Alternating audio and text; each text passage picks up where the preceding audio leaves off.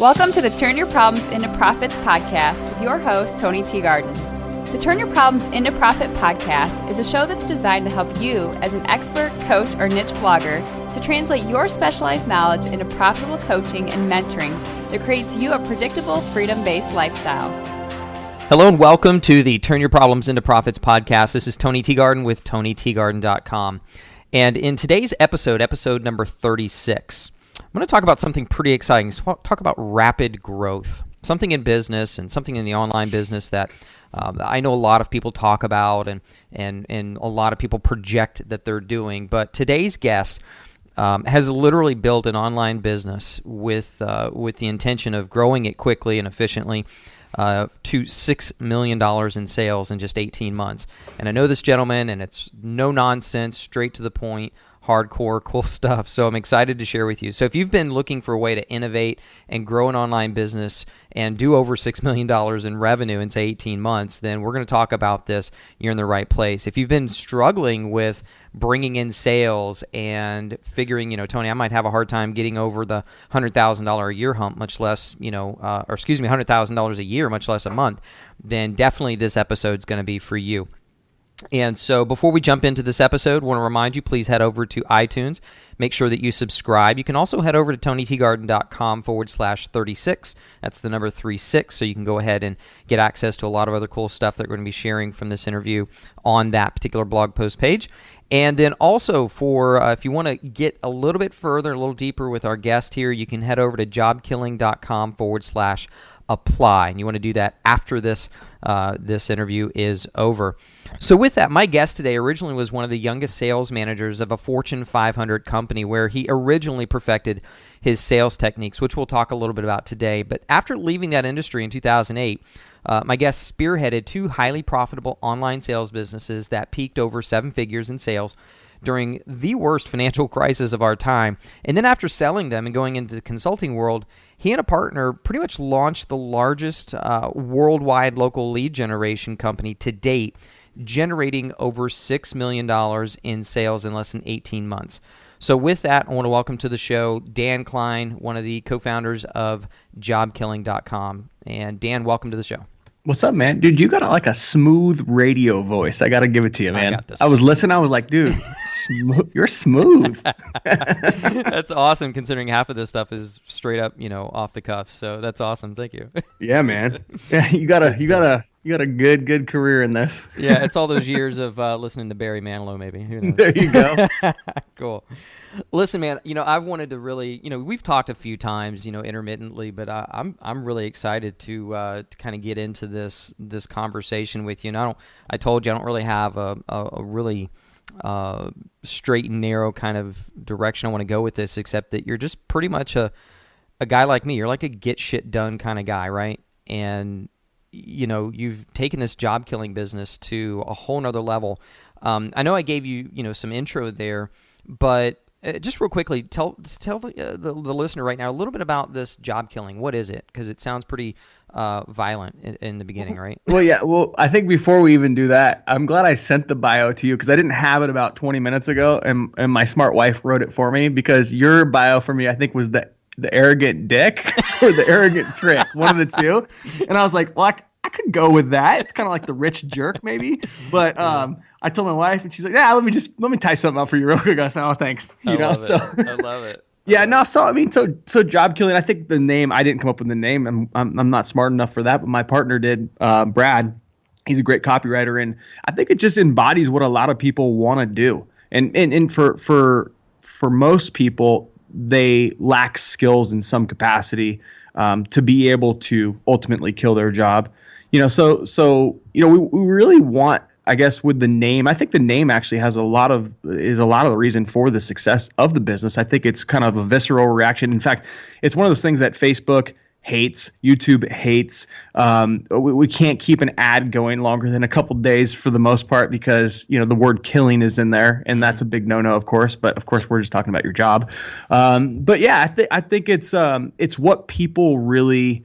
I don't think many people like their their jobs. I think they do their jobs because they got to pay their bills. Right. And so we're trying to strike a chord and pull the motion out of what people really want in life, and instead of just drudging for the next 30, 40 years of your life at something you hate. Let's learn some new skill sets, and let's go out there and kill your job. Yeah. You know. And you've done that to the tune of like how many people now? I mean, you've put hundreds and hundreds of people in this program, right? Yeah, so we have, I think, somewhere like 1,250 students in job killing at this point. So yeah, man, we've in all over the world. I mean, we've from Australia to UK, Canada. I mean, we have students every day. In fact, I literally just got off the phone with a gal who just came into the program. An ex state trooper. So many just different walks of life, but ultimately kind of have this same goal in mind of like, I don't really want to do the whole 9 to 5 or whatever hours they're working thing anymore. There's more to life than this stuff. There's more to life than just working for someone and getting a check, So yeah, the thing is because a lot of the folks that are going to be listening to this, probably the person listening right now is more along the entrepreneurial lines and, either aspiring to or already are, at a certain level. And the big thing that I really want to help kind of help them to walk away from this episode with is the mentality, the mindset of somebody like you that came in and you filled a very interesting void here. The MLM kind of, folks that are disenfranchised, because that's a lot of times that's where they tend to want to leap, if they don't start a traditional type of business. And you really came in and filled a void. And I kind of want to talk about, because this is something I know that, being very specific with who you're going to be the hero to. And can you tell me how you kind of came up with this idea? What were maybe your approach to it, or was it just something that kind of fell into place and evolved? Tell me a little bit about that. Yeah, I mean, are you talking about specifically the skill set in which we train in job killing, like how we kind of came up with that, of how it can fit for like this, these disenfranchised or people? Is that what you're kind of asking? Yeah, like you clearly could have went a bunch of different ways. You could have done MLM lead gen if you wanted to, right? But you didn't. Well, I've never done that. So the way I came up with this was I've been grinding it out, doing it. I do it to this day. I really believe that there's a huge space to be filled in local and helping local business owners. I actually own several local businesses myself. And so, I see both sides of the coin. But yeah, I guess this whole entire, training program, job killing, really was never about like, oh, let's create a product so we can sell it to a marketplace. It was living the product. I'm living the skill set. And man, a lot of people want this. A lot of people want a new skill set and they just don't know where to turn, which is why they end up joining opportunities like a network marketing type of a business. That's the only thing they can think. But I tell people this all the time on the phone. Listen, skills are what pay the bills. At the end of the day, if you're not diverse enough in your skill sets, you can only go and hawk someone else's product, like in a network marketing type of a deal. I mean, that's your only other option, and that's why so many people go down that path. But yeah, I mean, this was never designed out of thin air. This was designed off of, oh my gosh, I'm making $35,000, $38,000 a month helping local business owners with lead generation, and I'm not that smart. Like I'm just like people that we train know this. I do keep it pretty simple and stupid. I'm not a technical dude, but I'm running an internet business, and so many of those I feel like barriers that most people would see if they didn't dig deep enough with our business, like, oh, well, that sounds neat, but I'm just not a technical guy. Man, neither am I. And so we tried to kind of pull back a lot of those layers, which is why we've been so successful with our students. We did over 100,000 leads last month, came through the job killing student base that we tracked. Wow. And these are people, that have zero technical, a lot of middle-aged people where they think the computer stuff's only for the young bucks, people that have literally never, ever done anything other than maybe using an email account. Like, that's the type of person we're working with, and we cater to that because I kind of feel like that's the type of person I am. Yep. So anyway, yeah, you hit it right on the head. This is precisely where I hoped you would, and you did. So one of the things I know that when I'm working with clients, and if they come to me and they have a certain, maybe, they're looking for that skill set, or they have the skill set, but they're looking for where to point the problem, right? What problem to point their skill set to. Right. And, one of the things, and I have like a little process to go through. I said, listen, what have you done and what are you currently doing that demonstrates that you can solve this problem, right? That you can facilitate this transformation. So you just kind of said, man, I'm making $38,000 a month helping small businesses. And I bet there's a lot of other people that would, benefit from doing this too. And you turned it into a business. Right. So just dead on kind of your own life, your own business was demonstrating that result. And you were like, well, man, let me take it to the market. I kind of did the same thing in the beginning too. Yeah. Working with life coaches, helping them get their businesses up and going, because I was doing my own, and it just kind of evolved. Let's kind of go back a little bit, because, even though you are straight up, business owner, running businesses, you're also straight up gangster when it comes to sales. And, when people say, well, that sounds kind of scary. Well, but the bottom line is I want to know your philosophy around approaching sales. Like, I know back when you were in the Fortune 500 and you were in the car industry, and obviously you had to learn sales. Talk to me a little bit about your philosophy, because I've had some folks on the show around the concept of sales. Talk to me about your philosophy of sales and how it's really supported you growing this business. Yeah, for sure. It's probably something I should again, slow down for a minute and write down my philosophy. But I think I can talk you through my mindset of how I approach a sale. Number one, I think probably the biggest thing that I see, and this is, we could even accompany this back to the people that have jobs and they join these network marketing businesses and they're selling something for the end result of a commission, which is fine. Okay. So we've all done it. If you've been in sales, like, I think one of the things that has made us so successful and will definitely follow through to my, I guess, philosophy, is I believe in this stuff so much to the point where, like, I get actually kind of pissed off if you don't buy, because I know that if you do buy, that what I have for you could change all the bullshit that you've been telling me on this phone call that you've been living for the last 10, 15, 20, 30 years, and you're just too damn afraid to get out of your own way. And so I believe in it so much. And I worked for Toyota. I believe in that product a ton too. Mm-hmm. But definitely when it's your own product, I think that's a huge thing that people got to get real with. So that's philosophy, I guess, or part number one of my, when I go into these sales, why I'm so relentless and aggressive, to the point of course, probably pissing some people off. And I'm okay with that.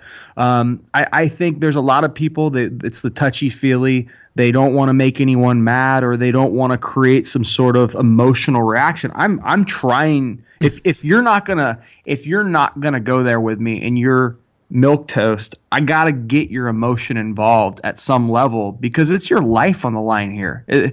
This year I'll make close to $2 million this year, and I look at what would have that been in my previous career. I was making $1.25 a year. Thought I was the greatest thing since sliced bread.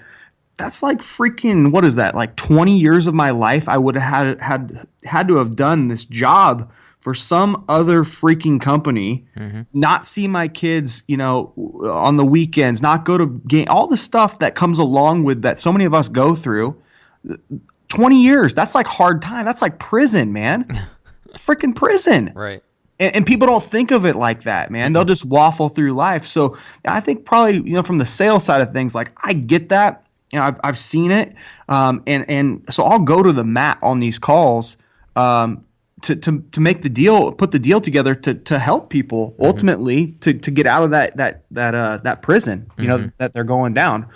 So, I mean, probably not a perfect answer to the question of my philosophy, but obviously believe in what you're selling to the point where you'll fight for it for the person if they're not willing to. Right. Right. And, I'm going to ask you this too, is, as you've been building Job Killing over the last 18 months and clearly, $6 million in revenue, I know, that's you doing sales. I know another good buddy of ours that we know has done sales. But talk to me about how that philosophy has driven you to build Job Killing? Like, what's driven you? Because I know for a fact, I mean, I've gone through this as well, and I'm kind of going through this growth phase right now where I'm shooting for that, 100K a month, right? Right. There was a time when I was like just thrilled to be hitting 100K a year. Mm-hmm. Like, I know what that means to me, but what did that mean to you? Like, what did you make it mean in order to drive to go to that next level like you're doing currently? Yeah, it's funny because like I don't really. You wouldn't know. I'm mainly I wear Jordan sweatpants, a hooded sweatshirt, and I'll go down to the local Starbucks and they'll think I'm like a bum. Yeah, totally. So it's not because I'm rolling a Lambo. I might get a Lambo though. But well, no. Listen, I want to say I know you're not driven. Like the money's not the end goal necessarily, but it's it's the measurement. And I think being conscious entrepreneurs, we both know that. But for the person listening, sometimes I think they lose sight of that. But, I want to know for you, what has it been that's driven you to get that kind of result, financial result, let's just say? Yeah, 100%. It's going to be the number one, the kind of the way that we were raised. I think me and my brother runs a $50 million company.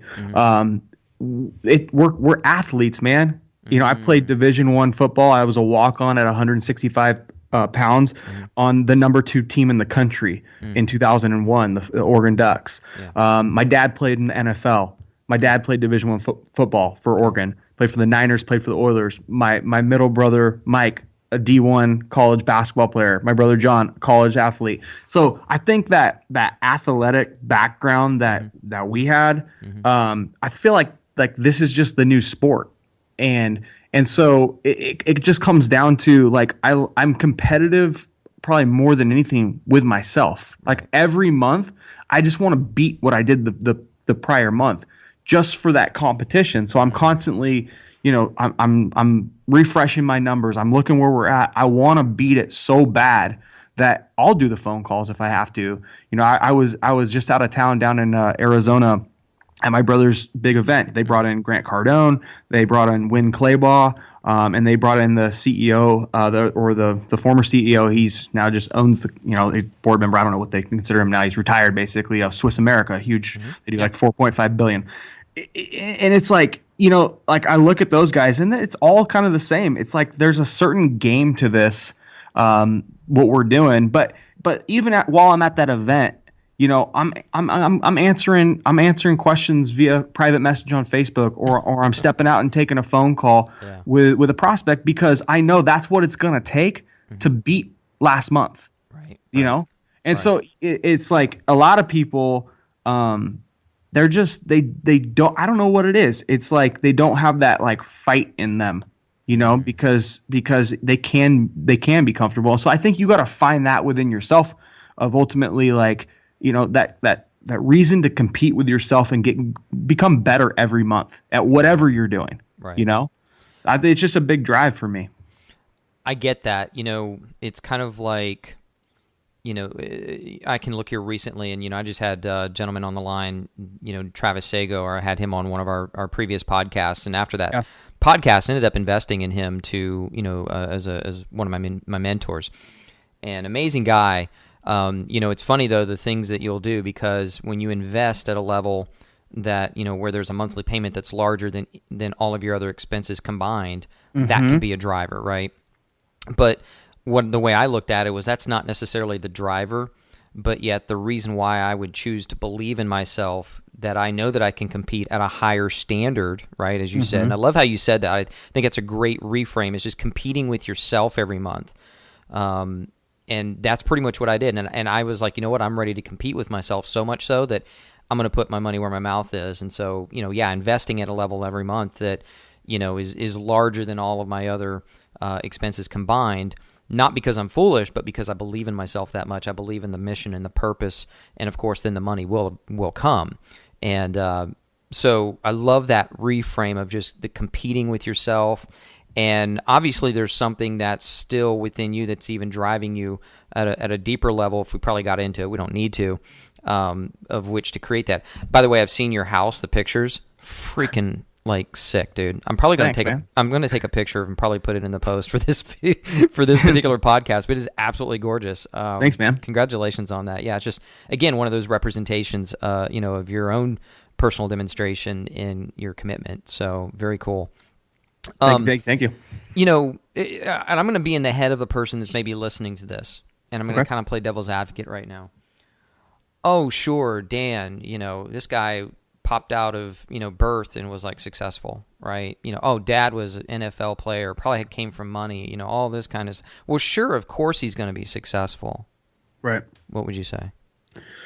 My dad was pastor after the NFL, and we were broke. There we go. Story behind the story. My parents, I bought this house and I moved them downstairs. They occupy the entire downstairs of my home.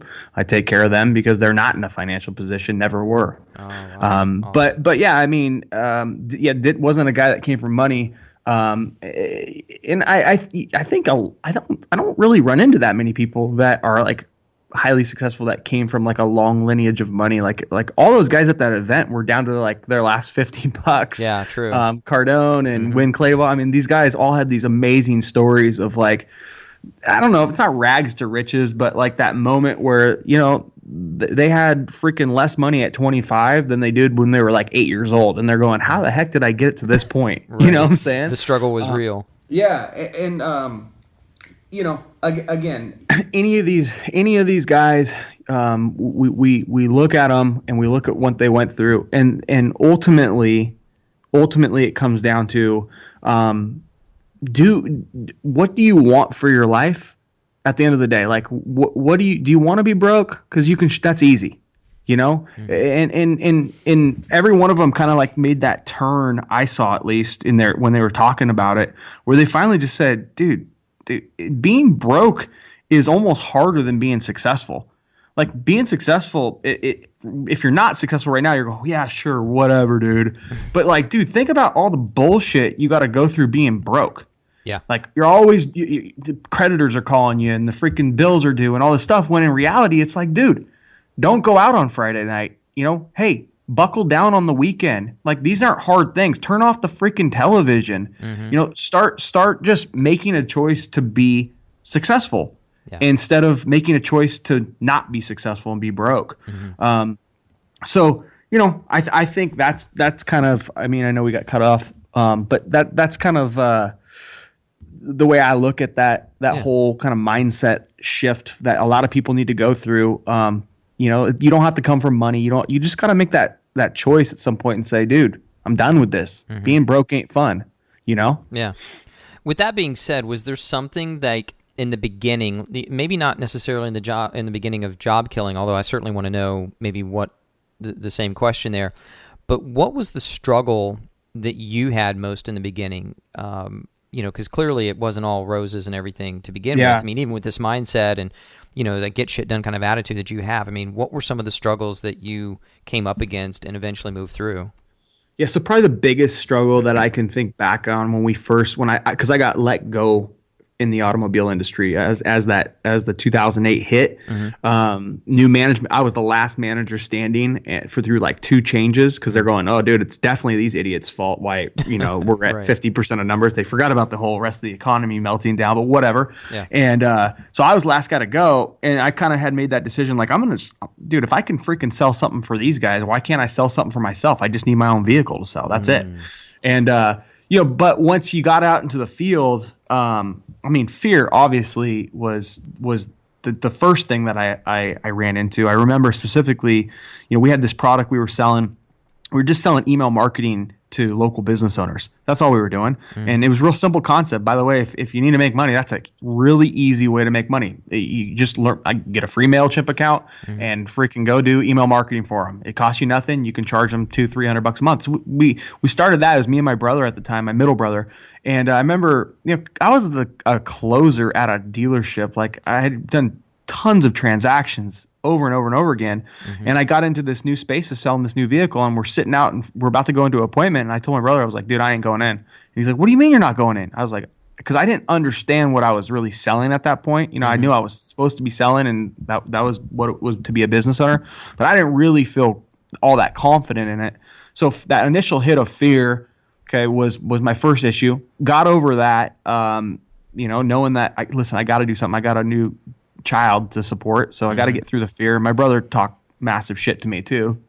Just called me out like a good older brother should. Right. But then after that, I think it was work ethic.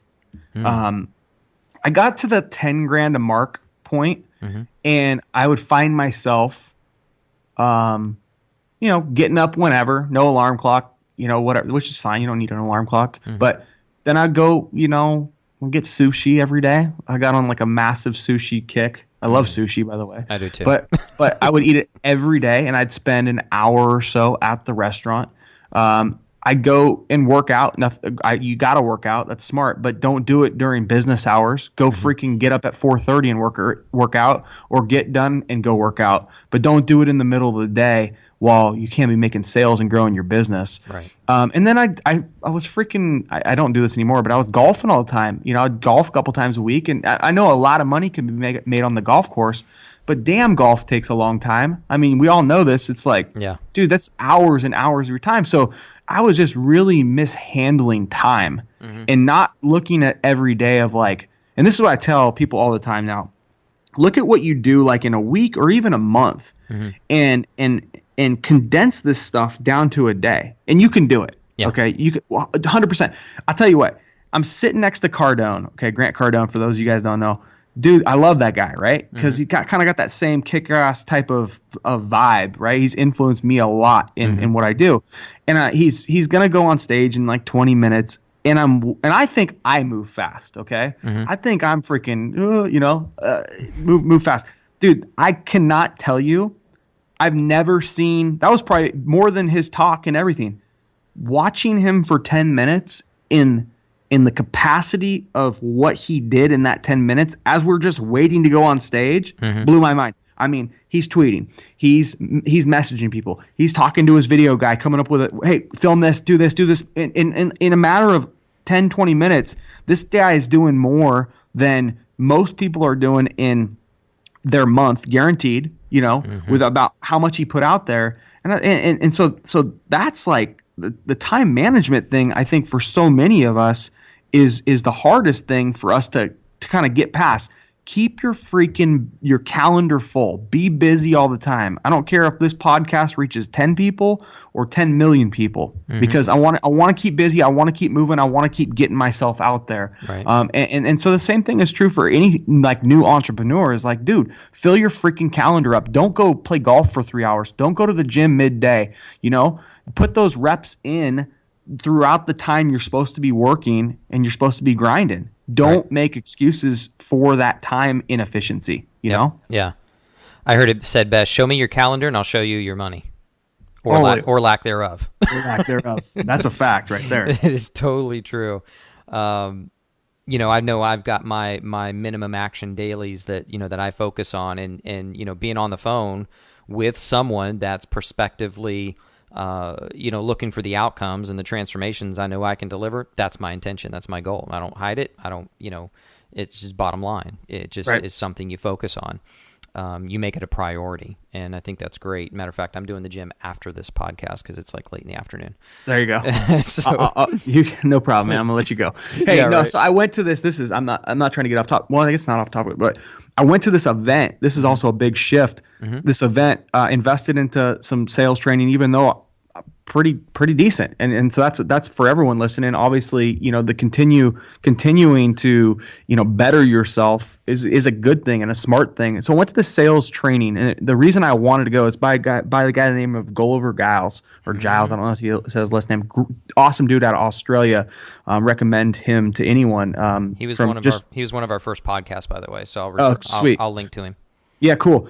Yeah, so we go to this event in San Diego, and the first day obviously is kind of teaching you the processes. Second day, they lock you in the room. There's like 19 of us, and you just hit the phones all day, and they really stretch you to how much you can produce, how many times you can get on the phone. When you hang up, if you don't get right back on the phone, like they're up in your face, which is kind of what I kind of wanted to get my ass kicked, to just push the limits of what I could and couldn't do. But the funny thing was, there was all these people in the room, many of which were not salespeople by any means, but had programs and little things, but they lacked that. That's why they're at the event. It's like they feel like they needed to learn sales. And I watched in a matter of like 8 or 9 hours, where we all jumped on the phone. We brought in $332,000 in that time frame of sales. And I feel like that was a real big change for my work ethic of just really looking at each and every day going like, how much can I really push it? And that for anyone listening in, it's like sometimes it might take you to go to an event like that where you have some outside pressure, like a personal trainer getting up in your face, not comfortable. It wasn't comfortable for me, but really proved a point of like how much can be done in a short burst of time with some clear focus. And your problems of money could only be 8 hours away of you hustling, and that was a big eye opener to me to see all these kind of non-sales people just get on there. And it wasn't how great they were, because many were cringeworthy, how bad I'm listening to these people. I'm going, oh my God. They're making sales though, because they're offering more offers every day. They're offering more in one day than they probably had in the last year. That was it? Yeah, that's totally key. Yeah. So if you're not making enough money, you're probably not making enough offers. Yeah, or you're not offering stuff. I love that. Yep. So those were your two biggest shifts, the challenges you had. That's kind of, you even shared how you kind of moved through those. And you had said something like you'd gotten to that $10,000 a month point. Talk to me about from kind of shift hats here and, running Job Killing, running a business where you've done $6 million in sales. What is it that shifted for you where you went from like, hey, because a lot of people might say, man, you're doing $100K a month plus, like, we're doing about $450 a month you're right doing now. $450 a month. Some people just can't compute.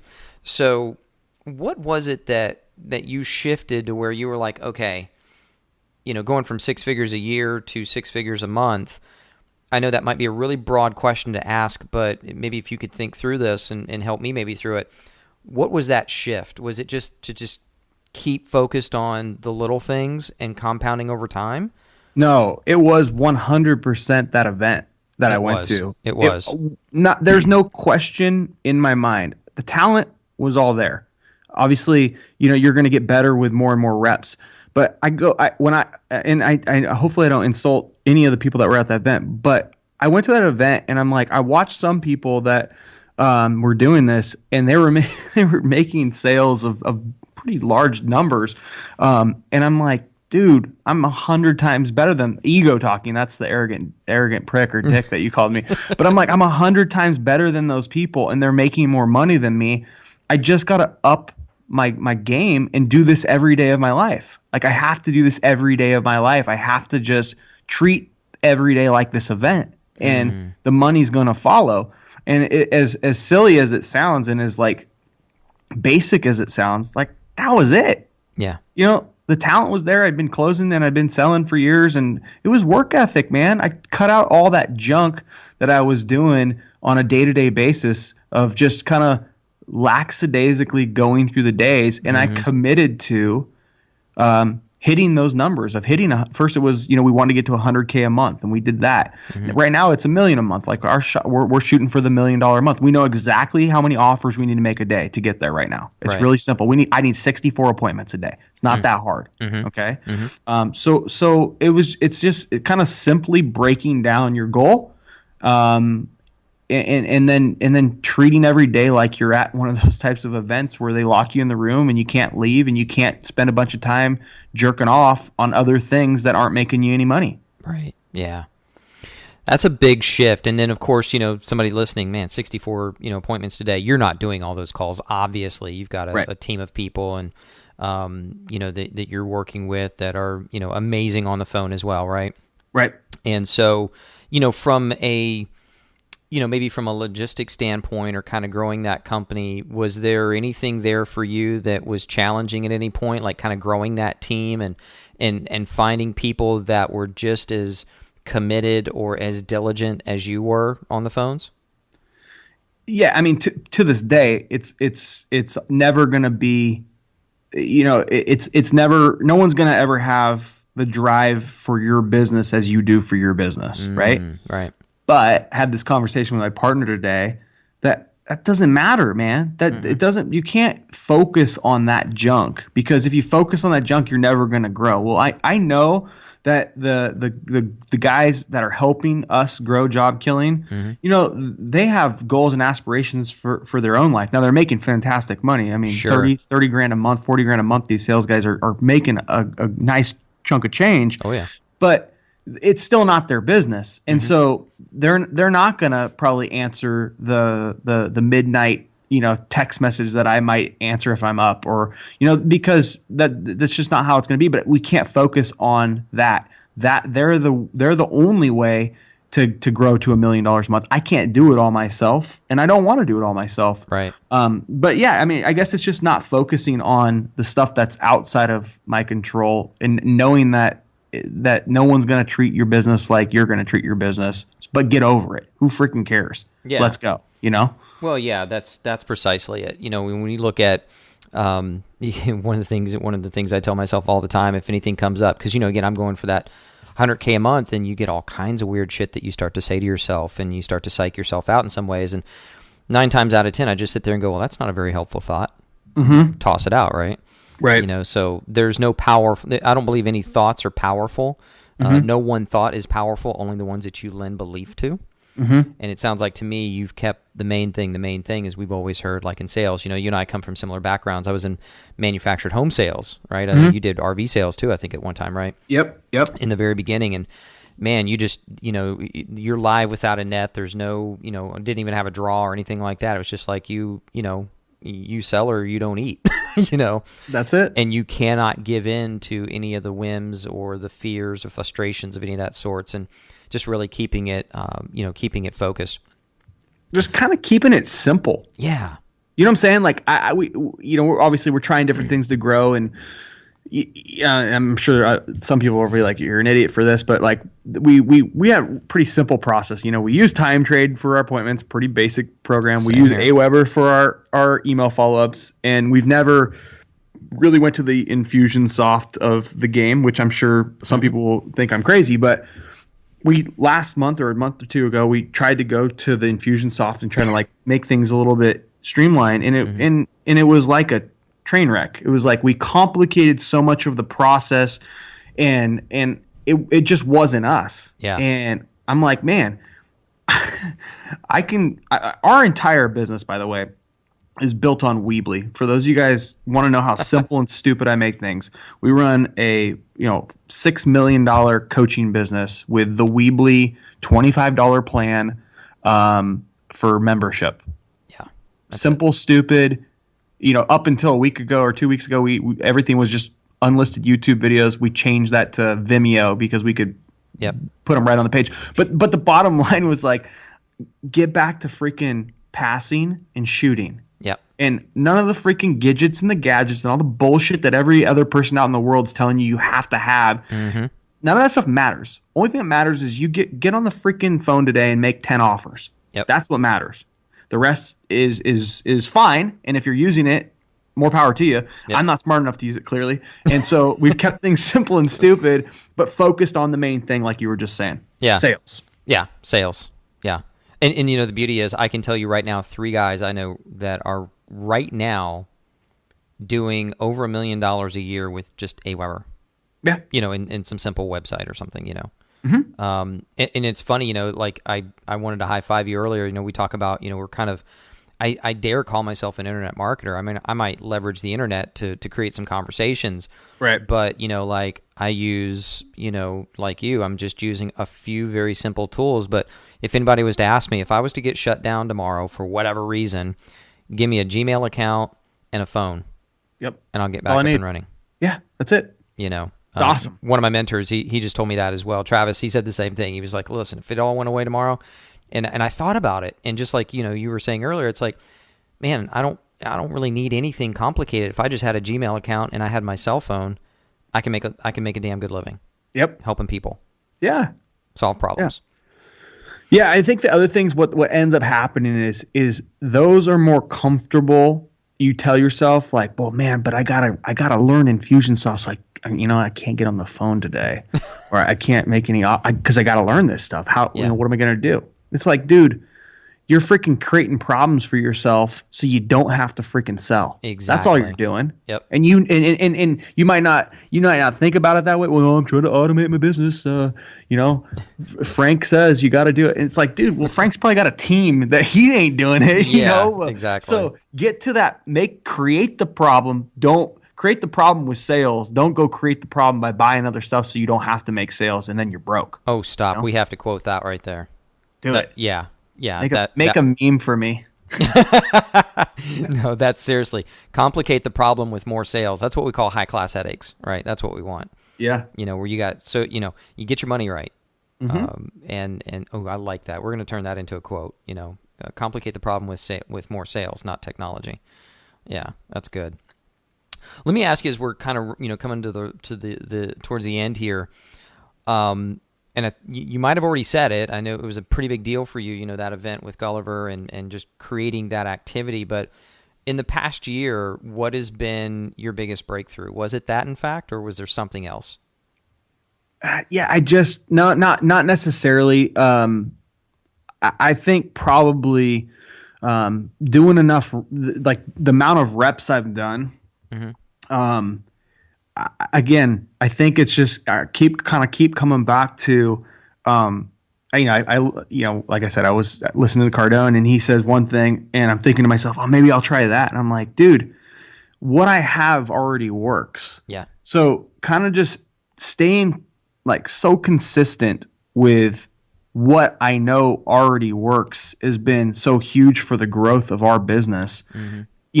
It's the same script. I ask the same questions and our numbers are phenomenal, and so it's kind of like, don't overthink your business. If you got something that's working, figure out how to just simply do that more times per day and your business is going to grow immensely.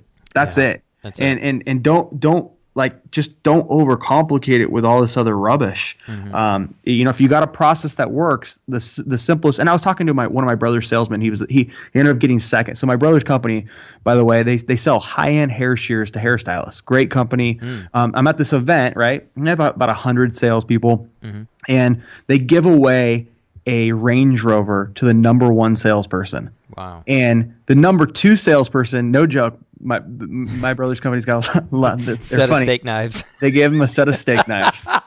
And the third place got a bloomin' onion. So, oh my God, that's hilarious. The second place, you got his steak knives, and then they unveiled this Range Rover.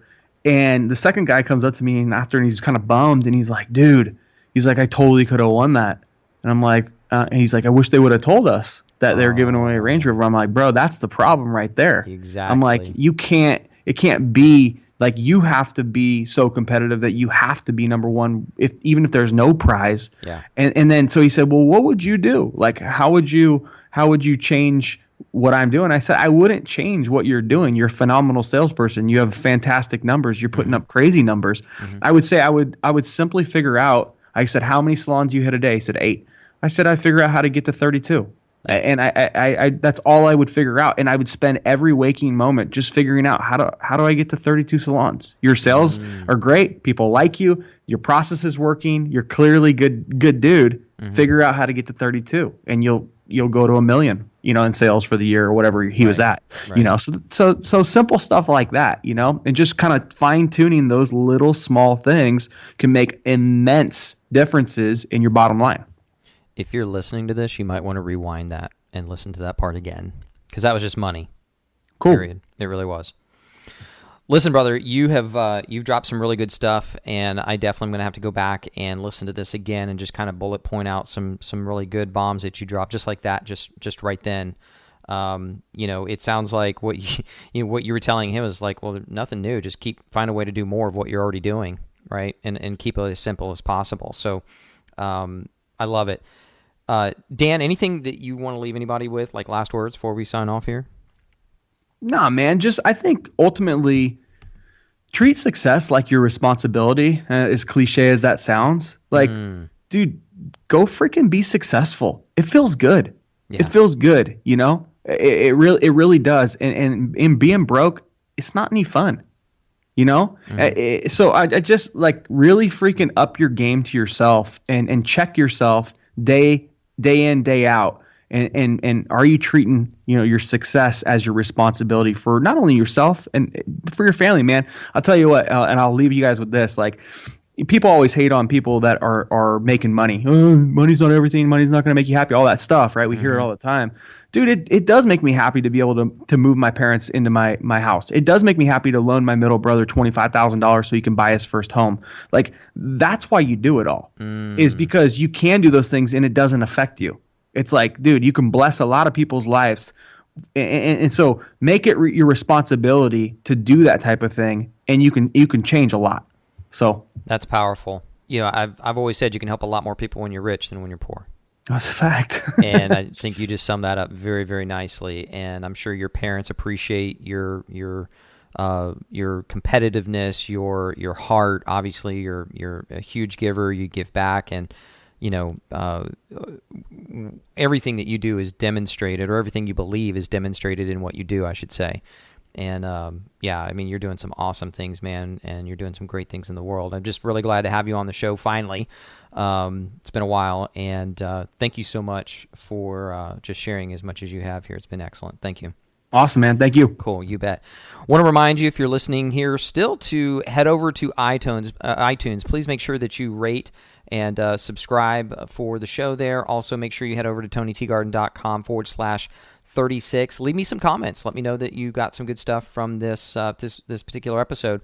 And if you are in a position where you're looking for a super solid opportunity to create, like hundreds of Dan's clients have, kind of results that they've had, then you can head over to jobkilling.com/apply and have a conversation with one of his guys over there and see if, in fact, that it's going to be something that's solid. So other than that, Dan, thanks a lot, and we appreciate you being on the show. We had a lot of fun doing it for you, and we'll see you in the next episode. Take care. All right, man. See you.